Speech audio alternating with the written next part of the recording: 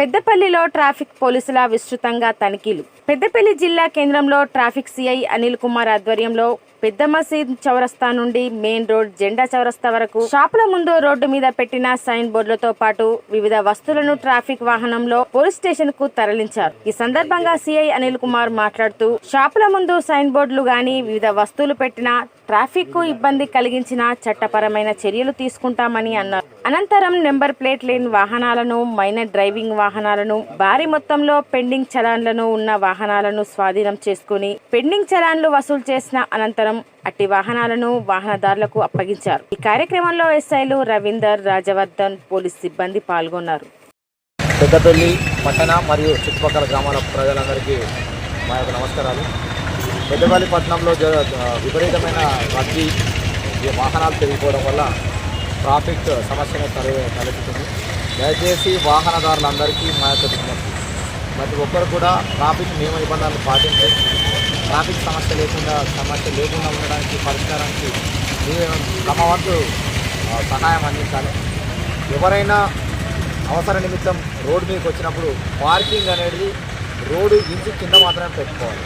ఇది పట్టణంలో గమనించుకున్నట్లయితే ఇష్టారీతిగా పార్కింగ్ చేయడం వల్ల ట్రాఫిక్ సమస్యలు తలెత్తుతున్నాయి. కాబట్టి దీనిపై మేము తీవ్రమైన చర్యలు తీసుకుంటున్నాం. ఎట్టి పరిస్థితుల్లో ట్రాఫిక్ అంతరాయం కలిగేటువంటి అనాథరైజ్డ్ పార్కింగ్ ఏదైనా ఉన్నట్లయితే దాని మీద తగు చర్యలు తీసుకుంటాం. అట్లాగే టౌన్లో ఉన్నటువంటి ఈ ట్రిపుల్ రైడింగ్, మైనర్ డ్రైవింగ్ విపరీతంగా పెరుగుతున్న సందర్భంలో తల్లిదండ్రులకు మా యొక్క హెచ్చరిక, ఎట్టి పరిస్థితుల్లో ఎవరైనా మైనర్ పిల్లలకి డ్రైవింగ్ చేయడానికి వాహనాన్ని మీరు అనుమతించినట్లయితే మీపై తగు చర్యలు తీసుకోబడును. అట్లాగే వాహనాలు కూడా సీజ్ చేయబడును. కాబట్టి దయచేసి మైనర్ పిల్లలకు ఎట్టి పరిస్థితుల్లో కూడా డ్రైవింగ్ చేయడానికి వాహనం ఇవ్వద్దు.